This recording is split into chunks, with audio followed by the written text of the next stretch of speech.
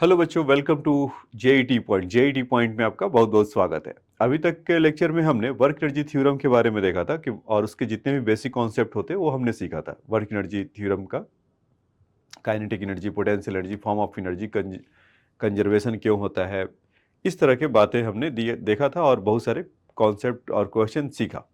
अब उसको अप्लाई करते हैं एससी वर्मा बुक से क्वेश्चन लेते हैं। आज 1 to 30 नंबर तक क्वेश्चन करने की कोशिश करेंगे। ठीक है बच्चों, तो आ जाइए आज क्वेश्चन नंबर 1 से स्टार्ट करते हैं एससी वर्मा बुक से। तो पहला क्वेश्चन है बच्चों, the mass of cyclist together with a bike is 90 kg। Calculate the increase in kinetic energy if the speed increases from 6 km/h to 12 km/h. So the mass of cyclists together with the bike is 90 kg. Calculate the increase in kinetic energy if the speed increases from 6 km/h to 12 km/h. तो बहुत simple है। हमने देखा था कि change in kinetic energy क्या होता था बच्चों। चेंज इन काइनेटिक एनर्जी क्या होता था, equal to work done. Work done तो हमसे पूछा नहीं है, सिंपली पूछा है कि change increase in kinetic energy. तो ठीक है, तो उसके लिए हम क्या जानते थे कि के फाइनल माइनस के इनिशियल, तो 1/2 half M V final square minus V initial square, ऐसा कह सकते हैं क्या। तो 1/2 मास उनका कितना है 90 kg और final speed is 12 square minus 6 square. तो आपके मन में ख्याल है कि सर आपने ऐसा क्यों किया, इस किलोमीटर पर आवर्स में है। So why did you take it this thing कि 12 square minus 6 square. First you should have to be convert kilometre per hour into the metre per second. We will और I will do this, but in that sense कि 12 kilometre पर hours को हम इधर ही कर दे 5/18 अगर कर रहे होंगे तो 5/18 यहाँ भी आएगा, 5/18 यहाँ भी आएगा, या 12 इंटू 5/18 का स्क्वायर होगा, 6 इंटू 5/18 का स्क्वायर होगा और उसका स्क्वायर होगा तो बाहर कॉमन ले लें तो कुछ 5 स्क्वायर बाई 18 का स्क्वायर आ रहा होगा, यही कुछ होगा ना। तो यहाँ से उस कैलकुलेशन को ऐसे देख लीजिए। तो ये तो या चलो रखे रहते हैं अभी इनको 90, ये 12 स्क्वायर माइनस 6 स्क्वायर कितना हो जाएगा 144 माइनस 36। आप करिए, मैं ऐसे करता हूँ 12 minus 6 is 6 and 12 plus 6 is 18। तो 6 प्लस 6 इंटू 18 ऐसा इंटू 5/18 इंटू 5/18 ऐसा लिख सकते हैं। तो 18 से 18 ये चला गया, 6 3 जा 30 2 15। क्योंकि बहुत मजा आया इसको कट करने में, 6 6 या 18 18 जा। तो खैर कभी इस तरह का भी मजे नहीं छोड़ने चाहिए। 15 इंटू कभी कभी आ जाता है 25, तो 15 into 25 become 25 10 is 250 and 25 5 is 125 will sum give 375 joule. ठीक है बच्चों, तो ये आपका आज के क्वेश्चन का था कि चेंज इन काइनेटिक एनर्जी क्या होगा या इंक्रीज इन काइनेटिक एनर्जी क्या होगा, या इसी क्वेश्चन में पूछता कि in that process what is the work done क्या होगा। इस सब का आंसर ऐसा ही निकल कर आया। ठीक है, तो इसको राइट डाउन कर लीजिए, काफी बेसिक क्वेश्चन था, तो क्वेश्चन नंबर 1 ही था, इस चलते ऐसा है 1। अब आ जाइए क्वेश्चन नंबर 2 में चलते हैं। इनमें क्या कर रहा है, block of mass 2 kg is 2 kg moving at speed of 10 metre per second, acceleration 3 metre per second square. SC Verma book के में आप यूनिट का काफ़ी ध्यान रखना होता है, या वो खुद अपने बुक में ऐसा ध्यान रखते हैं। Compute the final kinetic energy. तो फाइनल काइनेटिक एनर्जी, तो हमें काइनेटिक एनर्जी पूछ रहा है और फाइनल, तो मास तो फाइनल होता नहीं है, मास स्केलर क्वांटिटी होता है, फिक्स होता है, और वेलोसिटी इज फाइनल का स्क्वायर। तो अभी क्या दे रखा है, 10 मीटर पर सेकंड से स्टार्ट किया था, 3 मीटर पर सेकंड स्क्वायर से जा रहा है और कितने देर तक चला 5 मीटर पर सेकंड। तो फर्स्ट इक्वेशन को याद करें तो हमें दे देगा इस फाइनल स्पीड इज 0, एक्सेलरेशन का वैल्यू है कुछ 10 मीटर पर सेकंड, 3 मीटर पर सेकंड स्क्वायर, और स्पीड उसका अच्छा 10 मीटर पर सेकंड था, रेस्ट से नहीं चला है, कोई बात नहीं, इनको अभी लेकर आते हैं। 10, ए का वैल्यू 3 और टाइम कितना है बच्चों 5, तो कितना हो गया 15 plus 10 is 25 metre per second, ये हमारा आया। अब काइनेटिक एनर्जी के लिए देख लीजिए, तो 1/2 मास कितना हो गया 2, और फाइनल स्पीड इज 10, तो 10 × 10 तो कितना आ गया 100 joule. Oh sorry, final kinetic energy निकालना, तो फिर हम इतना तामझाम क्यों किया, 10²। अभी ये करेंगे तो ये इनिशियल दे दिया। अगर पूछा जाता इसी क्वेश्चन में कि वर्क डन बताओ, तो के इनिशियल लेकर आते हैं। चलो अब लिख दिया। काइनेटिक एनर्जी फाइनल के लिए देखिए, equal to 1/2 is 2 and this thing is 25², so this will cancel out 625 joule. तो ये तो आपका आया बच्चों फाइनल काइनेटिक एनर्जी 625 जूल, ये चीज। अगर इसी क्वेश्चन में पूछा होता कि what is the work done in this process, so change in kinetic energy, initial kinetic energy is 100 joule and final kinetic energy is your 625, so change will have is 525। तो अगर हमसे पूछा जाता कि बताओ वर्क डन कितना होगा, तो इतना होगा। देखिए, तो इसको नोट डाउन करना है तो कर लीजिए।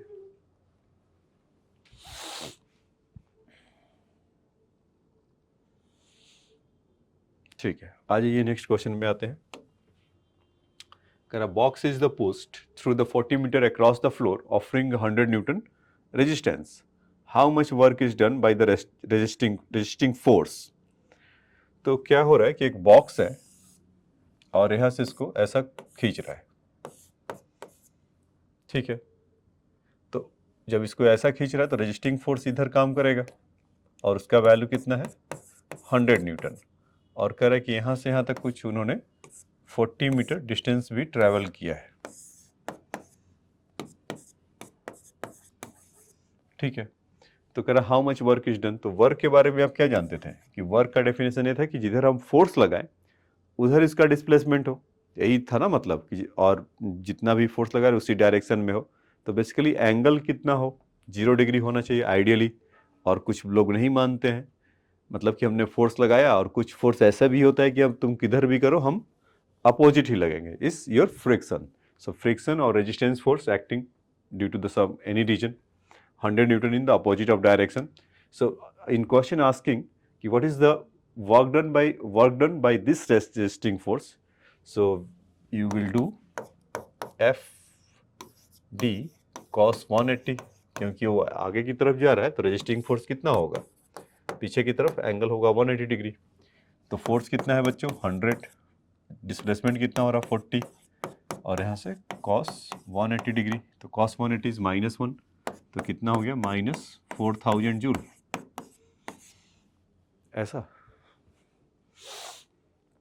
ठीक है। तो हमारा वर्क आ गया। तो सिंपल क्वेश्चन था, तो इसको आपने नोट डाउन किया होगा, ठीक है। अब आ जाइए नेक्स्ट क्वेश्चन में चलते हैं। कह रहा है block of mass 50 kg slide down on an inclination of 30 degree. The block of mass 50 kg slide down and inclination of 30 degree and length 10 meter. Find the work done by the force of gravity. तो इसके लिए बच्चों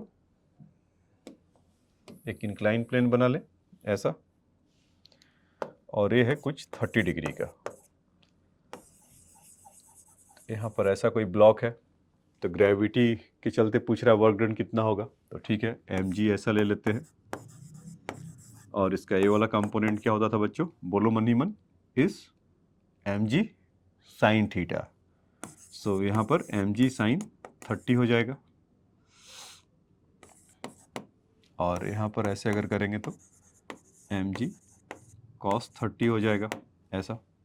normal force ऐसे लगता था तो लगेगा, ये तो फ्री बॉडी डायग्राम है।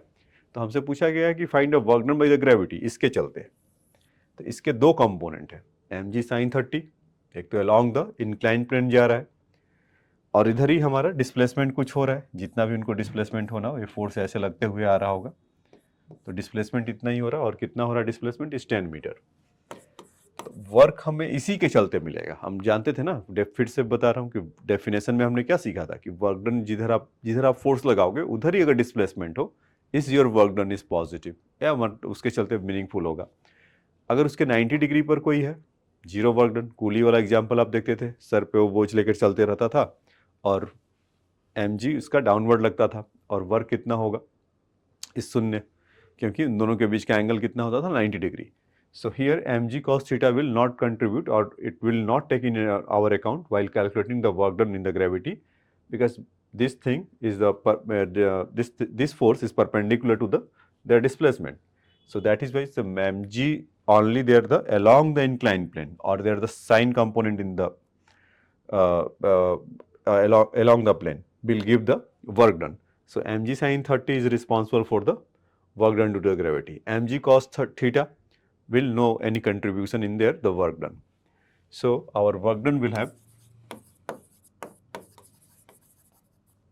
यहाँ से mg sin 30 into displacement 10 कर लें, यही मिलेगा क्या?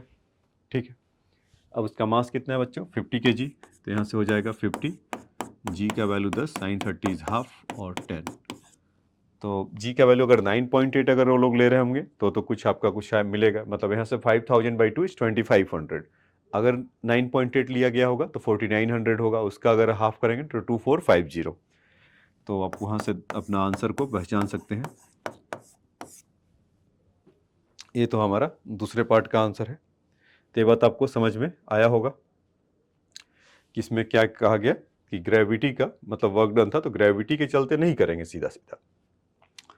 तो अगर जिनको अगर वर्क एनर्जी थ्योरम में उनको समझाया होगा, देखो इसी क्वेश्चन को हम दूसरे तरीके से भी कर सकते थे कि 10 मीटर है और ग्रेविटी के चलते नीचे की तरफ लग रहा होगा mg, तो उसको तो डिस्प्लेसमेंट से मतलब है। 10 मीटर अगर इधर गया तो इधर कितना गया 10 sin 30, तो एक्चुअल में वो जो 10 sin 30 वैल्यू है ना वो वही हो गया है। तो work done is equal to change in potential energy भी जानते हैं।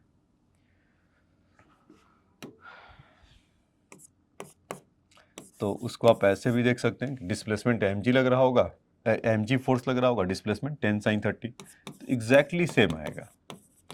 तो इससे फोर्स के डायमेंशन से देखें एग्जैक्ट क्या हो रहा है, हमने वो देखा। या अगर कॉन्सेप्ट आपका क्लियर है आप पोटेंशियल एनर्जी से, तो आप वहाँ से भी जाकर देख सकते हैं।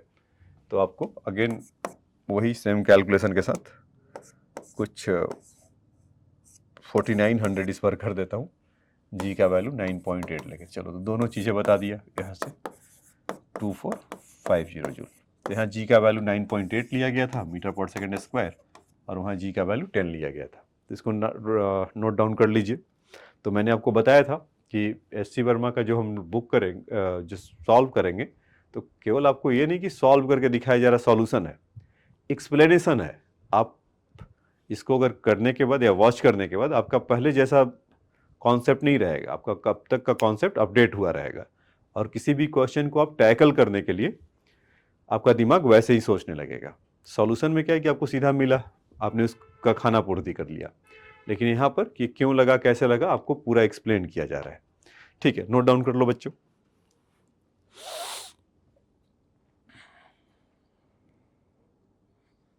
ठीक है, अब आ जाइए नेक्स्ट इधर 5. A constant force of 2.5 Newton accelerates a stationary particle of mass 15 gram through a displacement of 2.50 meter. Find work done by the average power delivered. तो इसको पहले आपको समझाते हैं। वर्क डन में तो कोई दम नहीं है, एवरेज पावर डिलीवर का क्या मतलब है। तो देखो P average is equal to F average into V average, यही होगा। तो V एवरेज तो वेलोसिटी स्पीड एवरेज की टोटल डिस्टेंस वो रेस्ट में है, और जितना वेलोसिटी गेन करेगा वो तो उसको मिल जाएगा V average, total distance upon total time taken. हमने बहुत इसको देखा है। F एवरेज के लिए क्या है बच्चों कि जब आप फोर्स लगा रहे होंगे, लगाने से ठीक पहले या मोशन होने से जस्ट पहले, तो पार्टिकल का उस पर कितना फोर्स लग रहा होगा, 0। और जब कुछ इस स्पीड पे पहुंच ही रहा होगा या V स्पीड पे आ रहा होगा, तो उस पर मैक्सिमम लग रहा होगा फोर्स F। तो एवरेज फोर्स कितना हो जाएगा, ये 0.8 प्लस F/2, तो F/2। तो P एवरेज के लिए ऐसा आप याद रखिएगा, F/2 हो जाएगा P एवरेज। इसको मैं कैलकुलेशन मार्ग से भी ला सकता था, मतलब कैलकुलेशन वाले मेथड से भी इसको कर सकते थे, लेकिन उसी में उसका कुछ इंटीग्रेशन होगा और वो हाफ आ जाएगा। तो लेकिन अभी आसान भाषा में समझाने के लिए उसके लिए ऐसा लाया। कोई क्वेश्चन में आएगा तो उसको फिर बताऊंगा।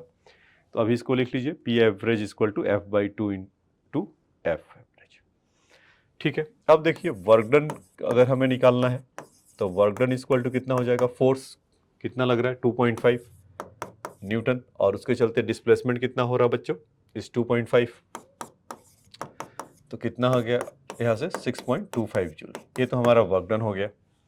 अब जहाँ तक पी एवरेज की बात है तो फोर्स तो हमें कितना है 2.5/2, इसकी तो प्रॉब्लम नहीं है, वी एवरेज के लिए है।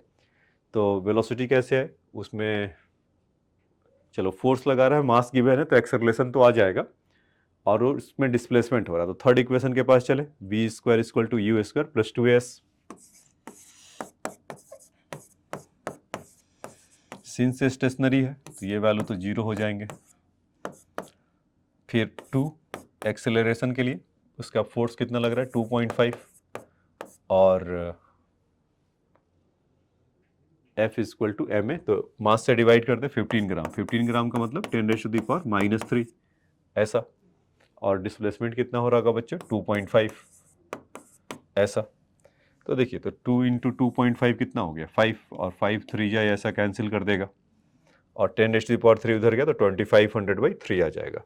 तो मतलब कुछ v का जो वैल्यू हमें मिलकर आएगा यहाँ से, ये विजुअल है, हम लिख दे रहा हूँ यहाँ पर कि जो हमें v का वैल्यू मिल रहा है बच्चों इज अंडर रूट ऑफ 2500/3, तो कितना हो जाएगा 50/√3 मीटर पर सेकेंड ऐसा।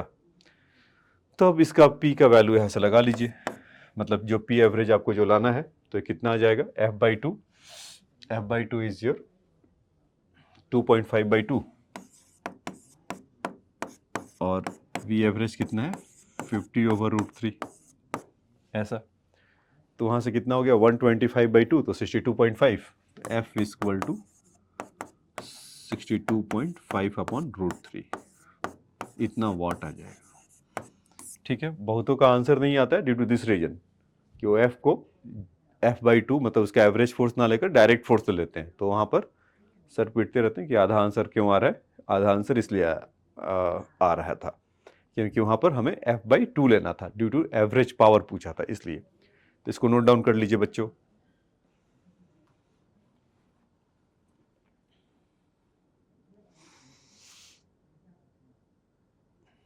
ठीक है, अब आ जाइए नेक्स्ट क्वेश्चन में चलते हैं। कह रहे कि particle moves from the r1 to r2 to another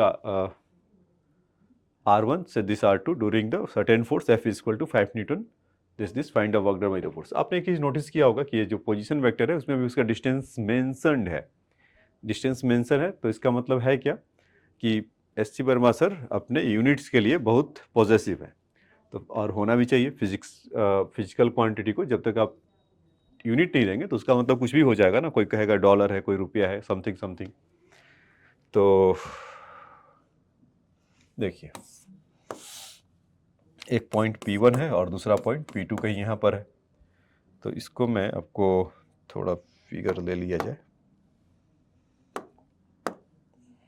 जैसे यहाँ से P1 से P2 ऐसा हो रहा होगा, लेकिन वो P1 with respect to origin कहाँ पर होगा, तो ऐसे हो रहा होगा, ये कहाँ पर हो रहा होगा, कुछ ऐसे हो रहा होगा ये चीज़। तो इसको हम R1 बोल दें और ये वाला हमारा R2 है। तो जब P1 से P2 जा रहा होगा तो उसमें से क्या करेंगे, final minus initial, R2 minus R1। Basically displacement कैसे निकालते थे, इसका पॉइंट अगर P1 दे रखा है उसका P2 दे रखा है, तो final OP2 with respect to origin देखते थे, OP1 यहाँ से, तो OP2 का वैल्यू कितना है इस 3 मीटर 3i + 2j और -2i - 3j। तो आप जब करेंगे तो 3 - 2 कितना हो जाएगा बच्चों, i, यही ना, और 2 - 3 करेंगे तो -j, ऐसा हो जाएगा डिस्प्लेसमेंट वेक्टर। फोर्स हमारा कितना है इस 5i + 5j ऐसा, तो वर्क कितना हो जाएगा इक्वल टू F.D, तो 5 - 5 तो कितना आ गया 0, तो 0 जूल ऐसा। तो इसमें during the find the work done by the force the particle during the displacement, तो during the displacement this work done is 0, तो हम ऐसा बोल सकते हैं। ठीक है बच्चों, तो इसको आप नोट डाउन कर सकते हैं। और आप देख रहे होंगे कि वर्क डन कैसा क्वांटिटी होता है, स्केलर, तो एफ डॉट डब्ल्यू भी वही बताता है, sorry F dot D W के लिए वैसा बताता है। मैं ये कहना चाह रहा हूँ, नहीं समझ में आ रहा है, एफ डॉट डी ऐसा, तो स्केलर प्रोडक्ट है ना, that is why scalar product लिया, तो हमारा जो वर्क होता है स्केलर क्वांटिटी होता है और यहाँ से उसका आंसर आ जाएगा।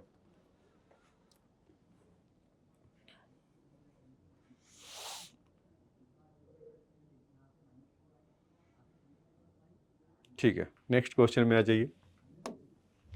कह रहा है कि man move in straight horizontal road with the block of mass 2 kg, his hand if cover a distance of 40 metre with the acceleration of 0.5 metre per second square, find a work done by the man on the block during the motion. तो देखिए एक आदमी ऐसा कुछ है,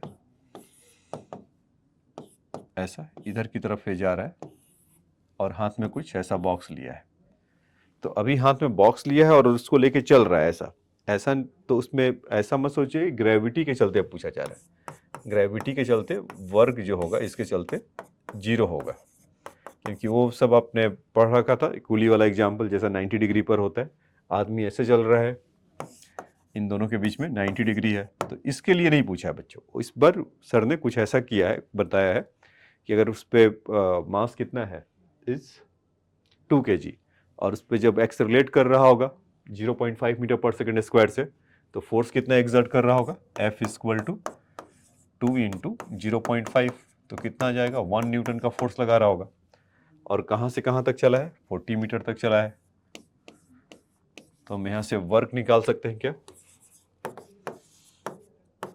work equal to 1 into 40, कि जिधर वो जा रहे हैं उधर ही, मतलब जिधर वो फोर्स लगा रहे हैं उधर ही वो जा रहे हैं, तो यानी कि एंगल दोनों के बीच का एंगल कितना होगा, 0 डिग्री, तो एफ डॉट डी किया तो 1 into 40 into cos 0, this will 1 and 1 40, तो यहाँ से इसको 1 भी कर लेते हैं इसका,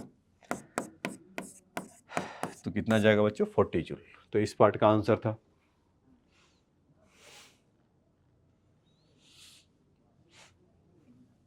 ठीक है, नेक्स्ट देखिए, कह रहा है force A plus B X act on the particle in the X direction where the A and B is the constant, find the work done by the this force during the displacement 0 to D।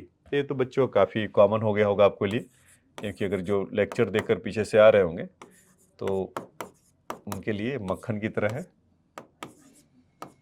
अच्छा, ऐसा क्यों किया, इसके पीछे का reason वो बता देता हूँ कि A plus B X D X है, तो एक ऐसा फोर्स है, ये एक्स डिपेंडेंट है ना, तो वेरिएबल फोर्स है, तो वेरिएबल फोर्स जब होता था तो क्या करते थे, इंटीग्रेशन के शरण में जाते थे और वहाँ से आता था वेरिएबल फोर्स के लिए, क्योंकि फोर्स कांस्टेंट नहीं है कि आप एफ डॉट डी ऐसा लगाएंगे या एफ इंटू डी केवल कर देंगे, वेरिएबल फोर्स से हर पॉइंट के लिए बदल रहा है, तो उसके लिए डिस्प्लेसमेंट अलग अलग होगा, तो दैट इज वाई इस इंटीग्रेशन के तरफ जाते हैं, मतलब हम ऐसा कुछ कह रहे हैं बच्चों, ऐसा एफ डॉट डी एक्स, तो इसीलिए, तो अब ए के साथ कुछ नहीं है, तो ए, अच्छा उसमें कहाँ से कहाँ तक फिर बोला, 0 टू डी, इसका लोअर लिमिट मतलब X equal to 0 to X equal to D, तो ए का इंटीग्रेशन करेंगे, कुछ नहीं है तो डी एक्स के साथ, तो ए एक्स हो गया, B into X D X है, तो कितना हो गया, B x square by 2।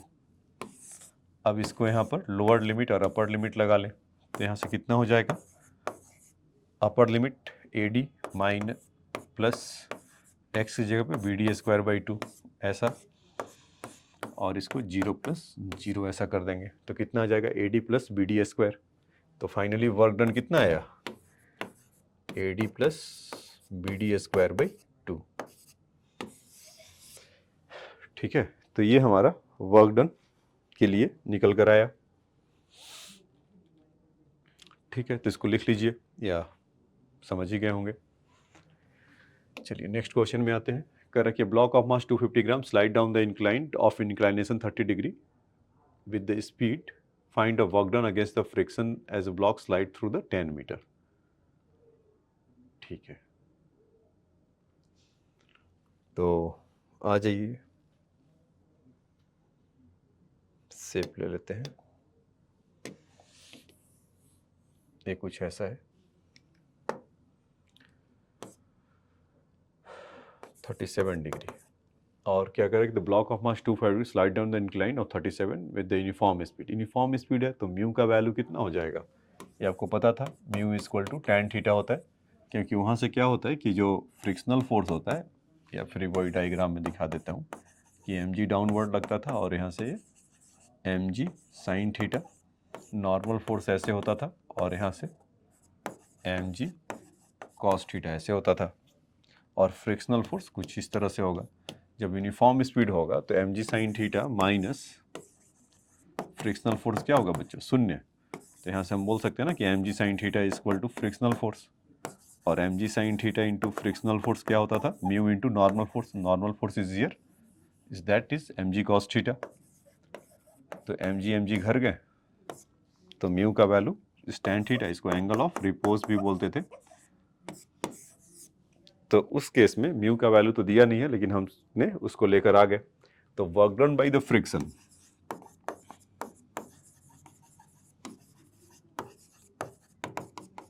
Work done by the friction will have is frictional force, और कितना वो मूव कर रहा है 10 मीटर, तो 10 मीटर लेकर आ जाएंगे। और यहाँ पर बच्चों फ्रिक्शनल फोर्स ऊपर और डिस्प्लेसमेंट नीचे। तो आप इस चीज़ को रेड मार्क से कर दे रहा हूँ कि इसका ध्यान रखिएगा, नेगेटिव में क्यों आता है। cos 180 is -1। फ्रिक्शनल फोर्स का वैल्यू बच्चों म्यू इंटू एम जी कॉस थीटा इंटू 10 इंटू -1। तो म्यू का वैल्यू टैन थीटा, टैन यहाँ पर 37 डिग्री है, तो 37 के लिए आपको पता होता है 3 4 5 का ट्रायंगल ऐसे बनता है।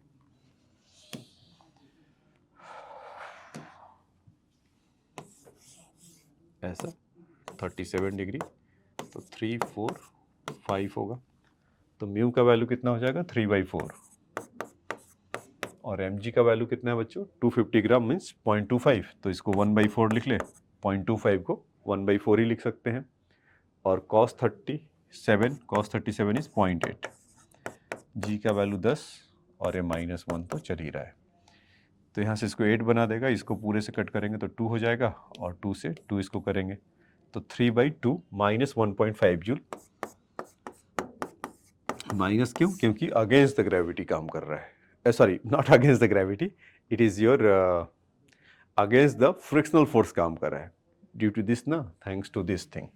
ये cos 180 डिग्री है। अगर कल पूछता अगेंस्ट कितना वर्क डन होगा तो माइनस केवल 1.5 जूल, क्योंकि अगेंस्ट ऑलरेडी इसके वर्ड में है। तो कैसे पूछा जाता है, उसका टोन क्या है, वो भी मैटर करता है, तो इसलिए ऐसा होगा। ठीक है, तो ये आपने लिख लिया होगा। अब आ जाइए नेक्स्ट क्वेश्चन में चलते हैं। कह रहा है कि block of mass is kept over the another block of mass m and the system rest on a horizontal surface. A constant horizontal force acting on the lower block produce an acceleration of this much. इतना acceleration वो produce कर रहा है in the system. The two block always move together. Find the coefficient of kinetic friction between the bigger block and horizontal force. तो ठीक है, जब इधर की तरफ आ रहा होगा इस पे, तो किधर फ्रिक्शनल फोर्स इधर की तरफ लगेगा क्या, यही होगा। तो हम क्या जानते हैं, F minus frictional force is equal to mass into acceleration. तो मास की जगह पे m और कैपिटल M दोनों हो जाएगा, और एक्सेलरेशन ऐसा, पहली बात तो नज़र में देखे तो ऐसा ही कुछ नज़र आएगा। F is F, frictional force कितना हो जाएगा बच्चों, म्यू इंटू एम जी। तो इसके लिए m प्लस एम इंटू जी, और नॉर्मल फोर्स ऐसे लग रहा होगा, तो म्यू इंटू नॉर्मल फोर्स की जगह पे कितना हो जाएगा, m प्लस एम इंटू जी, ऐसा। क्योंकि हमें वो इसको कैलकुलेट करना है ना। अच्छा, फिर उसके बाद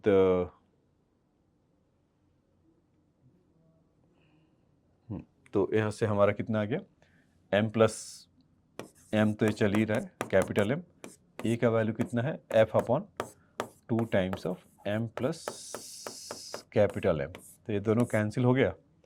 अब यहाँ पर F/2 है और यहाँ पर F है, तो उस साइड में हो गया। तो यहाँ पर कितना आ जाएगा, F/2 is equal to mu times of m plus m into g. तो म्यू का वैल्यू आ जाएगा बच्चों यहाँ से,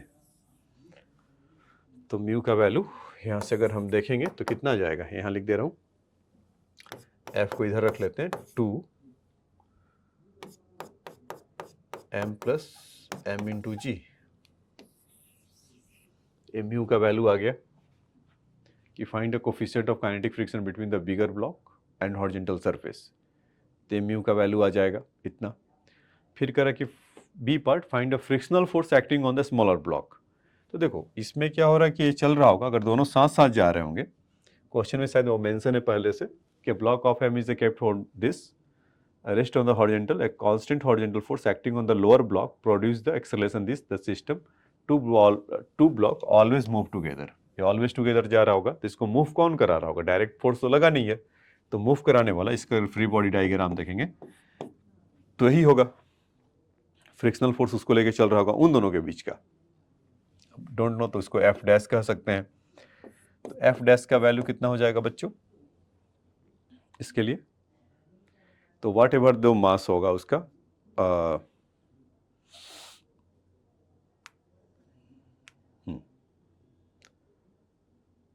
या एक्सेलरेशन तो उसको तब भी उसका गिवन है उतना ही, आप म्यू का वैल्यू देखिए और उसका देखिए, दोनों का वैल्यू सेम हो रहा है, तो फ्रिक्शनल फोर्स जो हो रहा होगा एम ए के बराबर होगा, आप ऐसे भी समझ के लिख सकते हैं।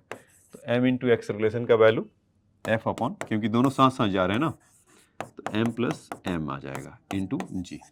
तो सिंपली क्या होगा कि आप इसमें मास इंटू एक्सेलरेशन, क्योंकि इतना फ्रिक्शनल फोर्स होगा कि जो उसको रेजिस्ट कर पा रहा होगा, और जितना फोर्स लग रहा होगा वो उतना ही एक्टिवेट हो रहा होगा। मान लीजिए कि स्टैटिक फ्रिक्शन ज़्यादा है, लेकिन मूव करने वाले कंडीशन में तो उतना ही एक्टिवेट कर रहा होगा, या मतलब जितना फोर्स लग रहा होगा उतना ही फ्रिक्शनल फोर्स लगेगा, तो इतना फ्रिक्शनल फोर्स लगेगा। एक तो इस पार्ट का आंसर है। Find the work done by the force of the friction on the smaller block by the bigger block during the displacement of the D. तो उसके बाद तो खाना पूर्ति हो गया, फ्रिक्शन फोर्स ही आपके पास ऑलरेडी है। तो इस ए पार्ट का, ये बी पार्ट है, ये ए पार्ट है। सी पार्ट के लिए चलो यहाँ जगह बना लेते हैं। सी पार्ट के लिए जो वर्क डन पूछा है equal to frictional force into displacement, F dash से उसको नाम जो दिए थे, तो उसमें कितना था m into F upon 2 times of m plus capital M ऐसा, और इंटू डी। तो फाइनली आपका जो वर्क निकल कर आएगा MFD upon 2 times of m plus capital M। ठीक है बच्चों, तो ये इसका हो जाएगा। अब देखिए इसको लिखना था आपको, लिख लिए होंगे, पॉज कर लीजिए, स्क्रीन से हट जाता हूँ। और ये चीज़ ठीक है। अब आ जाइए नेक्स्ट क्वेश्चन में चलते हैं। कह रहा है कि box which weighing 2000 newton is to be slowly slide through the 20 metre on the straight track having a friction coefficient 0.2 with the box. Find work done by the person pulling the box with the chain at angle of theta with the horizontal. हाँ, ये question है मज़ेदार बच्चों। देखिए ऐसा question लगता है पहले भी बता रखा है आपको लेक्चर्स में, लेकिन चलिए एस सी वर्मा सर का जो वर्ड फ्रेमिंग रहता है, या जो क्वेश्चन को कनेक्ट करते हैं बच्चों से, या मतलब जो हमें विजुलाइज करता है कि प्रॉब्लम ऐसा है, अब बताओ। आंसर देना इंपॉर्टेंट नहीं है, आंसर तो अल्टीमेटली आपको आज नहीं तो कल कैसे भी आप सीखोगे ही सीखोगे। इंपॉर्टेंट है कि सिचुएशन को आप समझकर अप्लाई कर रहे हैं, कि सिचुएशन आपको कैसा दिया गया है, कि ये थीटा ऐसा कुछ फोर्स लगा रहे हैं और उसके चलते कुछ डिस्प्लेसमेंट हो रहा होगा, तो 20 मीटर का डिस्प्लेसमेंट हो रहा होगा, और फ्रिक्शन ऑब्वियसली लगेगा जब फोर्स उधर लगा रहा होगा। तो यहाँ पर दो चीज़ें और लगेगा कि नॉर्मल फोर्स और mg। तो जैसे ही फ्रिक्शनल फोर्स एक्टिवेट हुआ तो उधर से आपका मतलब कि जब जैसे ही एंगल पे कोई फोर्स लगा तो फ्रिक्शनल फोर्स में चेंजेस होने लगेगा, क्योंकि नॉर्मल फोर्स बदल जाएगा। तो इसको मूव कराने वाला कौन फोर्स होगा, इस एफ कॉस थीटा, और यहाँ से इसका दूसरा कंपोनेंट इसी एफ के लिए तो एफ साइन थीटा। तो यहाँ से तो सबसे पहले मुहूर्त में कि एफ, या यहाँ पर लिख लेते हैं कि F sine theta plus normal force equal to, हम mg बोल सकते हैं क्या, mg का वैल्यू बाद में रख लेंगे। तो नॉर्मल फोर्स की जगह पर हम क्या बोल सकते हैं, mg minus F sine theta ऐसा। तो ये हमारा आ गया। अच्छा, अब देखते हैं कि जब वो ऐसा कर रहा होगा तो फ्रिक्शन तो अल्टीमेटली मूव कर ही रहा है, तो F cos theta equal to F frictional force, frictional force, और फ्रिक्शनल फोर्स क्या होता था, mu into normal force, that much is mg minus f sine theta equal to f cos theta. तो यहाँ से जब आप f का वैल्यू लेंगे तो sine theta plus mu cos theta, देखो गलती हो रहा था, यहाँ से करते हैं कि कॉस थीटा इधर आ जाएगा और यहाँ से म्यू साइन थीटा और equal to mu M G. तो एफ का वैल्यू कितना आ जाएगा, mu M G upon cos theta plus mu sine theta. ये तो हमारा वर्क डन आएगा बच्चों, sorry this is our force आया। अब जो उसने पूछा था find the work done by the person pulling the box at angle theta of the horizontal, तो डी डिस्टेंस चल रहा है, तो हमारे पास फोर्स कितना है। अब ये ध्यान रखिएगा कि ये नहीं कि एफ को निकाला और डी मल्टीप्लाई कर दिया तो पता चलेगा कि आंसर नहीं आ रहा है कि फोर्स किधर कितना होगा, जिधर इस एंगल पे लगाया, लेकिन फोर्स तो वही काम कर रहा है ना कि जो उसको मूव करा रहा होगा।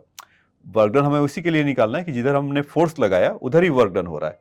तो फोर्स तो हम एंगल पे लगाए थे, तो कौन सा कंपोनेंट था कि जो उसको ऐसा कर रहा था, तो हमारा ये कंपोनेंट एफ कॉस थीटा वाला कंपोनेंट था कि जो उसको उस डायरेक्शन में उसको मूव करा रहा था। तो यहाँ से जो हम वर्क का वैल्यू लेकर आएंगे वो कितना हो जाएगा, is F cos theta into displacement.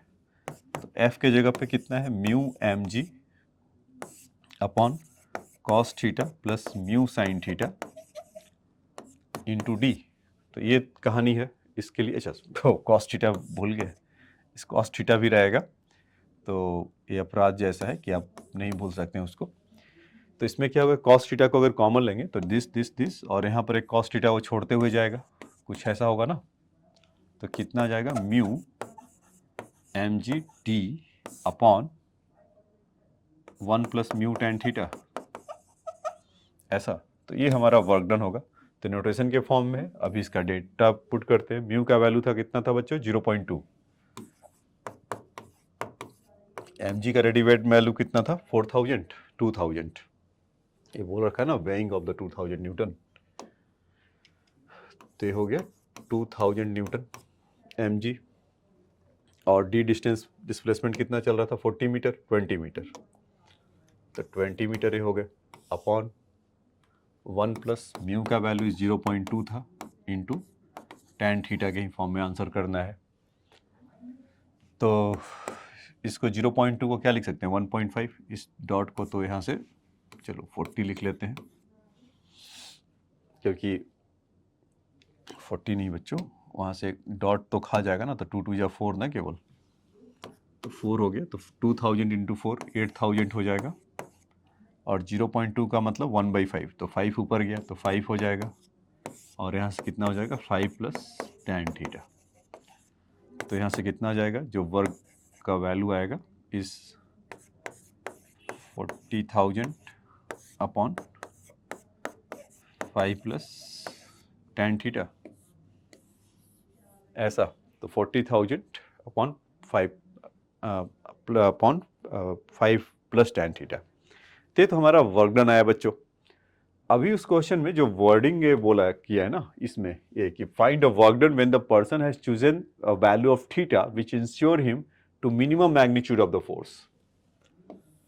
So minimum magnitude of the force,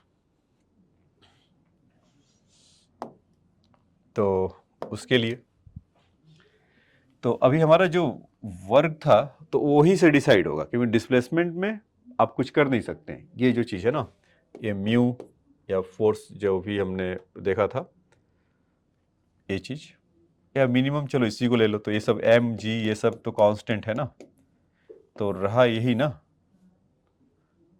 this thing upon 1 plus mu tan theta, तो इसी को मिनिमम होना है।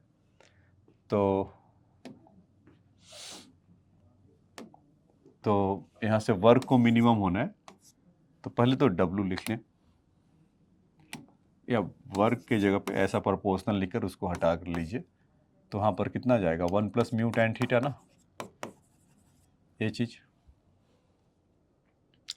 उसको चाहते तो वहाँ से म्यू का वैल्यू भी रख के हटा सकते थे, अल्टीमेटली म्यू का तो वैल्यू हट ही रहा था। तो चलिए कोई नहीं, डी डब्ल्यू equal to d theta. Proportional या कांस्टेंट के देगा, ओके में वही सब सारा है वैल्यू। तो 1 प्लस म्यू tan थीटा इसका ऐसा होगा। तो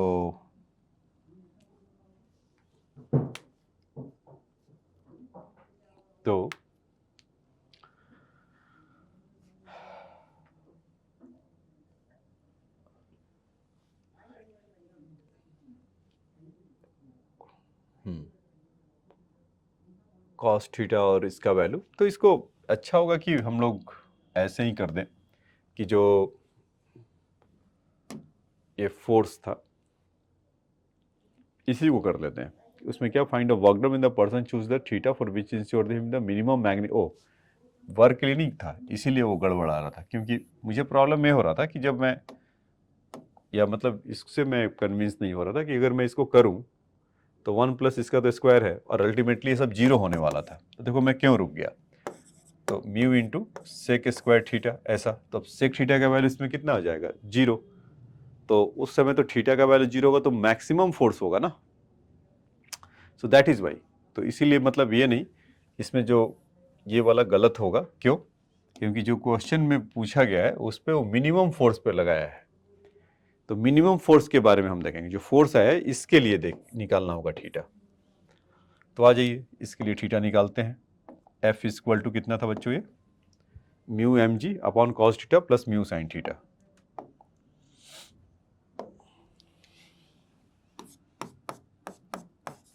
mu M G upon cos theta plus mu sine theta. तो जब आप d f by d theta करेंगे तो उसको भूल ही जाइए, क्योंकि उसका तो कोई मतलब है नहीं, अल्टीमेटली वो सब ये शून्य होने वाले हैं। तो और cos theta plus mu sine theta का स्क्वायर होगा, यही होता है, आपने सीखा होगा 1 बाई में। और फिर जब इसका ऊपर करेंगे तो कॉस थीटा का माइनस साइन थीटा होगा प्लस म्यू साइन थीटा का कॉस थीटा, तो इक्वल टू जीरो होगा। तो फाइनली क्या होगा कि सब इसको सॉल्व करेंगे, सब कुछ जीरो की तरफ जाएगा। तो sine theta equal to mu cos theta आएगा बच्चों। इसको देखिए यहाँ से कि साइन थीटा उधर जाएगा, मतलब सब कुछ जीरो की तरफ जाएगा, तो खाली यही बचेगा ना, डिनोमिनेटर होगा, जीरो से मल्टीप्लाई होगा तो वही आ जाएगा। तो sine theta equal to mu cos theta. तो म्यू का वैल्यू कितना हो जाएगा बच्चों, tan थीटा। तो थीटा इक्वल टू आप कह सकते हैं कि tan इनवर्स 0.2। तो इस एंगल पर होगा आपका मिनिमम जो, या वर्क डन को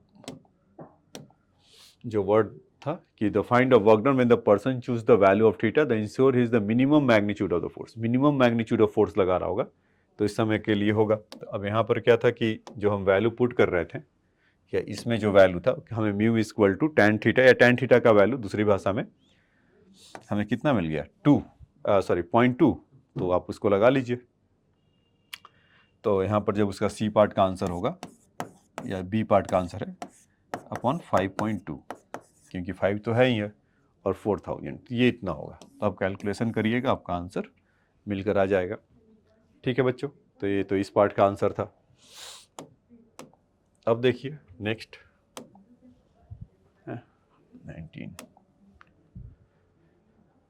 12 कह रहा है कि block of weight 100 newton is slowly slide up of the smooth incline of inclination 37 degree by a person. Calculate the work done by the person moving the block through the distance of 2 meter if the driving force is the parallel to the incline. मतलब ये कहना क्या चाह रहे हैं कि ऐसा incline plane है और इस तरह का है और वेट 100 न्यूटन है, तो कुछ मास इनका होगा, तो इस पे अप द इंक्लाइन कर रहा, तो फोर्स ऐसे लगा रहा होगा। तो जो भी इसको वर्क करना पड़ रहा होगा किसके चलते, अगेंस्ट द ग्रेविटी के चलते ही ना। अभी हमने देखा था कि एम जी ऐसे लगता था और यहाँ से एम जी साइन थीटा हो जाएगा ये। तो हमें जो work done due to the this force equal to m ji sine theta into कितने मीटर का चल रहा है, इस 2 मीटर। जिधर फोर्स लगा रहा है उसके अपोजिट में तो नेगेटिव होगा, सिंपल सी बात है। तो एम जी मास उनका कितना है बच्चों, इस 100 न्यूटन। मास नहीं मतलब वेट ही गिवन है 100 न्यूटन। तो ऐसा हो गया। और साइन थीटा का वैल्यू कितना इन्होंने दे रखा है, 37 डिग्री। तो यहाँ से कितना हो गया, 37 डिग्री 0.6 इंटू 2, तो आप इसको करेंगे तो 0.6 इंटू 2 इज़ 1.2 और इंटू 100 इज़ 120 जूल। या निगेटिव में अगेंस्ट द फोर्स लग रहा होगा ये ठीक है। अब इम्पॉर्टेंट पार्ट है इसका दूसरा वाला। दूसरे वाले में क्या है कि जब इस तरह का अगर हो रहा है तो ऐसा फोर्स तो ऐसा पैरेलल लगाएगा, इसी तरह का होगा ना। तो फोर्स मान लीजिए कि पैरेलल लगा रहा होगा, तो आगे और बढ़ा लीजिए। तो आप कुछ भी करिए तो इसका ये थीटा है, तो इसका ये वाला कंपोनेंट इसको कौन खींच रहा होगा, एफ कॉस थीटा। तो हमसे तो ये नहीं पूछा है ना कि एफ कॉस थीटा का वैल्यू बताओ या फोर्स का वैल्यू बताओ, हमसे पूछ रहा है कि उसके चलते वर्क डन कितना होगा।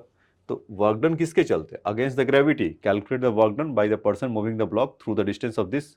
तो जब ऊपर ले जा रहा होगा तो उसको किस पे मेहनत करना है, इस mg साइन थीटा के बराबर ही फोर्स लेकर आना होगा ना, तभी वो लगाएगा तो स्लाइड करेगा ऊपर की तरफ। तो उस केस में भी क्या होगा, अगर वो अलोंग द इंक्लाइन प्लेन लगाए या हॉरिजॉन्टल लगाए, it will have same thing, ठीक है। तो उन दोनों में सेम आएगा और उसका वैल्यू कितना हो जाएगा बच्चों, is again mg sine theta को फिर से रखेंगे, उसका 2 मीटर चल रहा है और वगैरह वगैरह वैल्यू पुट करेंगे, इसका भी आंसर इसीलिए सेम होगा। तो ये बात समझ में आया। इसमें हुआ क्या कि जैसे मान लीजिए कि अगर आप पैरेलल उसके अलोंग लगा रहे थे तो obviously mg sine theta normal case था, उसका कि ठीक है आप पैरेलल उसके हॉरिजॉन्टल फोर्स लगा दें इंक्लाइन प्लेन के। तो इस केस में आगे चल के फोर्स तो ऐसे होगा, उसका एक कंपोनेंट एफ कॉस थीटा होगा, तो एफ कॉस थीटा को मस्ट भी किसके इक्वल होना पड़ेगा, mg साइन थीटा के इक्वल होना पड़ेगा। तो उस केस में भी आपको उतना ही आपको वर्क करना है, so that is why mg sine theta होगा, ठीक है। तो इसके लिए भी सेकेंड पार्ट के लिए भी यही आंसर होगा इसका, ठीक है। अब आ जाइए नेक्स्ट क्वेश्चन में चलते हैं। Find the average frictional force the needed to stop the weighing of 500 kg in the distance of 25 metre if initial speed is 72 kilometre per hour. तो ठीक है, तो इसके लिए अब हम क्या कर सकते हैं कि एवरेज फ्रिक्शनल फोर्स, तो अभी change in kinetic energy equal to, आप जानते थे ना वर्क डन होता था, इसी को हम यहाँ से अप्लाई कर सकते हैं। तो अभी क्या है कि वो 72 किलोमीटर पर आवर से है, तो इसका मतलब कितना हो जाएगा, 5/18 से मल्टीप्लाई करके लिख ले तो 20 metre per second, 20 metre per second से वो चल रहा होगा। तो जितना उसको रेजिस्ट कर रहा होगा, रोक रहा होगा, तो उसमें कितना उसका आएगा, मतलब वर्क डन वो अगेंस्ट द काम कर रहा होगा ना बच्चों, कि अगर कुछ आ रहा है और आप रोक रहे हैं तो अगेंस्ट द आपको उसके मोशन के काम करना पड़ रहा होगा, तो तभी तो रुक रहा है। तो उसमें रेजिस्टिंग फोर्स जो होगा तो शून्य होगा, तो फ्रिक्शनल फोर्स इसीलिए उसका नाम दे दिया है। तो work done due to the friction और change in kinetic energy 1/2 m final speed is equal to शून्य का स्क्वायर होगा minus 1/2 m into initial speed 20 का स्क्वायर होगा। तो फ्रिक्शनल फोर्स और डिस्प्लेसमेंट कितना है 25 मीटर का, तो इन दोनों के बीच का एंगल 180 डिग्री, तो निगेटिव हो गया। और यहाँ से भी 1/2, मास उनका कितना है बच्चों 500 kg, और स्पीड वो कितना गेन कर, मतलब बोल रहा है 20 का था, तो 400 हो गया ऐसा। तो फ्रिक्शनल फोर्स लेकर आया जा सकता है इस 20 है ना, 25 टू जा तो कितना हो गया 10, तो फ्रिक्शनल फोर्स कितना आ जाएगा -4 और 4000, अगर निगेटिव है तो कैंसिल हो रहा होगा, तो 4000 का न्यूटन का फोर्स लगाएगा, ठीक है। तो ये तो इस पार्ट का आंसर है कि कितना हमें फोर्स फ्रिक्शनल फोर्स रोकना पड़ा होगा, तो 400 न्यूटन का, ठीक है बच्चों। तो इसको आप लिख लीजिए। चलिए अब नेक्स्ट क्वेश्चन में आते हैं। कह रहा कि find average force needed to the accelerate of the weighing 500 kg rest to the 72। तो सेम वही होगा यहाँ पर भी। उसमें क्या था कि जब वो स्पीड अप था तब अब स्लो डाउन हो रहा था, जब स्लो डाउन है तो उससे स्पीड अप हो रहा है, तब क्या होगा, तो change in kinetic energy is again, और उसके चलते वर्क डन। तो यहाँ पर सिंपली फोर्स इनटू डिस्प्लेसमेंट हो रहा है, तो फोर्स हमें पता करना है, सेम ही आना होगा इसको भी।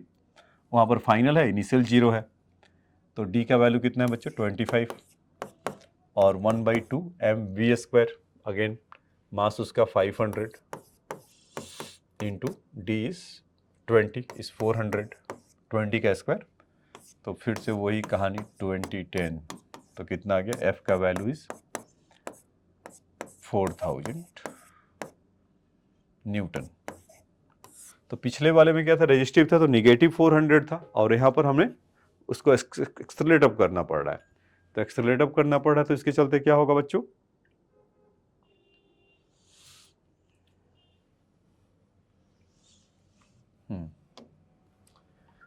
ठीक है। हाँ, आज इस क्वेश्चन में काम करते हैं। ये कह रहा है कि particle of mass m move on a straight line with the velocity of varying with the distance traveled according to the equation v is equal to a root x, where a is a constant. Find total work done by the all the force during the displacement from x is equal to 0 to d। ठीक है, तो इसके लिए देखिए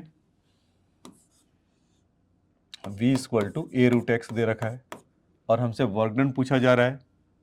तो work is equal to क्या होता है बच्चों, f डॉट डी एक्स, और इसका यूनिट भी दे रखा है 0 टू, मतलब लिमिट भी दे रखा है 0 टू d। ये तो हो गया। फिर हम क्या जानते हैं, f equal to M a होता है और a के जगह पर dv बाई डी टी ऐसा इंटू डी एक्स। ठीक है, तो dv बाई डी टी का वैल्यू इसको यहाँ से निकाल लिया जाए क्या।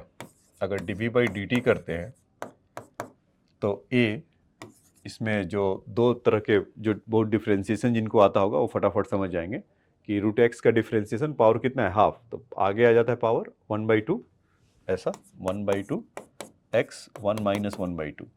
तो जब ये देखेंगे 1/2 x raise to the power minus 1/2, और यहाँ से कितना आ जाएगा 1/2 2 रूट एक्स, ये चीज़।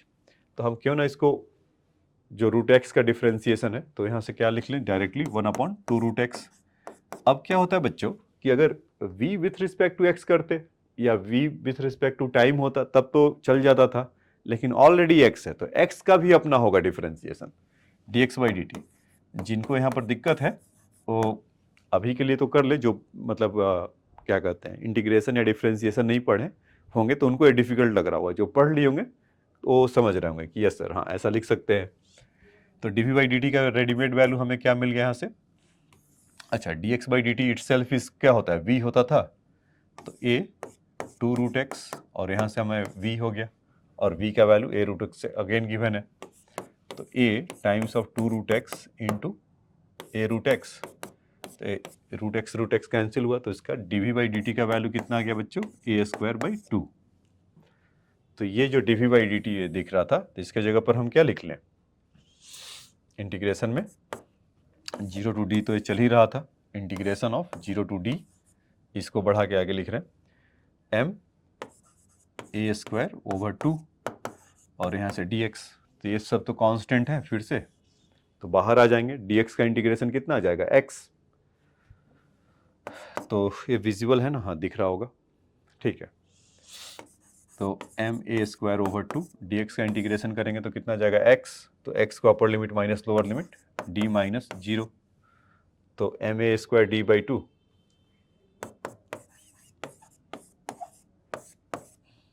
तो ये हमारा इतना वर्क डन आ जाएगा m a square by m a square d by 2, ये हमारा वर्क डन आएगा। तो ठीक है बच्चों, तो ये भी आपका एक डिफरेंशिएशन इंटीग्रेशन का यूज़ कराते हुए एक क्वेश्चन था। अब आ जाइए नेक्स्ट क्वेश्चन में चलते हैं।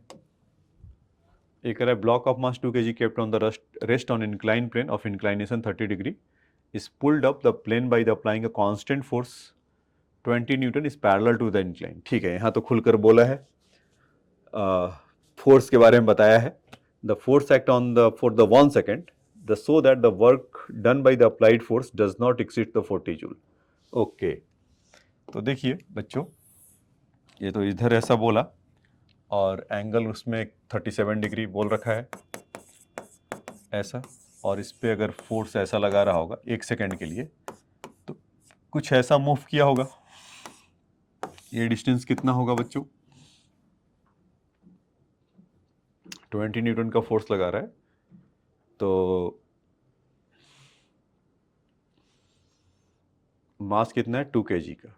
ठीक है, तो 20 kg का फोर्स तो इधर लगाया है 20 न्यूटन का फोर्स इधर लगाया है, लेकिन mg साइन थीटा तो अपना काम कर रहा होगा, इधर वो भी काम कर रहा होगा ना, तो उसका एक्सेलरेशन देख लेते हैं। तो 20 माइनस mg साइन 37, मतलब हमें क्यों जरूरत पड़ा कि जब यहाँ से यहाँ तक वो जा रहा होगा तो भाई एक्सेलरेशन वेलोसिटी कुछ तो होगा, स्पीड तो चलो जीरो है कि अगर वो वहाँ से चल रहा होगा, कुछ बोला ही नहीं है, तो केप्ट ऑन दिस, तो मतलब कि u का वैल्यू 0 होगा।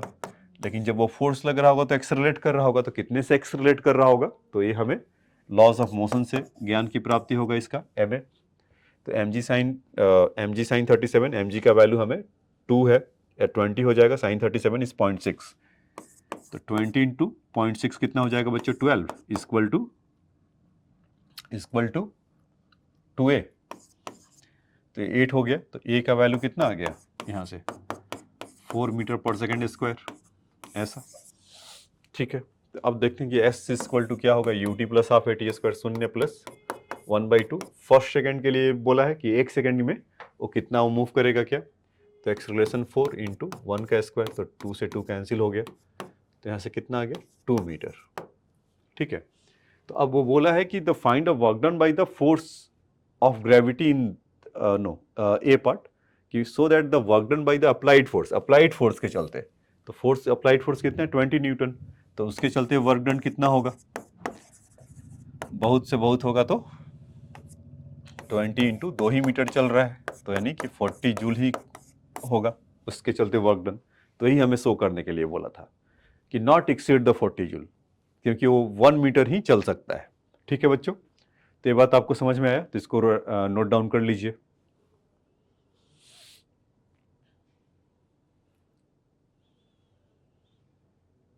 अब इसके दूसरे पार्ट में जो बोल रहा है कि find the work done by the force of gravity in that 1 second if the work done by the applied force is 40 joule, मतलब कि उसी के फोर्स के चलते, मतलब उसी 20 न्यूटन के चलते, क्योंकि 40 जूल हो रहा था, यानी कि इसका मतलब 20 न्यूटन लग रहा था, तो कहने का इसका मतलब है कि 2 मीटर ही ट्रैवल कर रहा है, तब कितना होगा। तो ये तो बहुत सिंपल है, ये वाला आपका mg साइन 37 का वैल्यू कितना था, 12 न्यूटन, तो ग्रेविटी के चलते कितना होगा, work done due to the gravity, तो यहाँ से आप ये नीचे की तरफ है, उधर जा रहा है, तो निगेटिव में होगा, तो यहाँ से हम कितना लिख सकते हैं, 12 इंटू 2 विथ निगेटिव, तो माइनस 24 जूल हो जाएगा, ठीक है।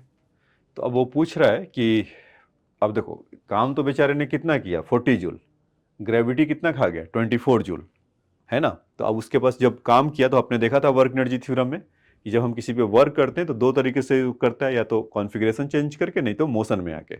तो पूछ रहा है कि काइनेटिक एनर्जीज में कितना इसका होगा। थर्ड पार्ट में पूछा कि find the kinetic energy of the block at the instant force cease to act.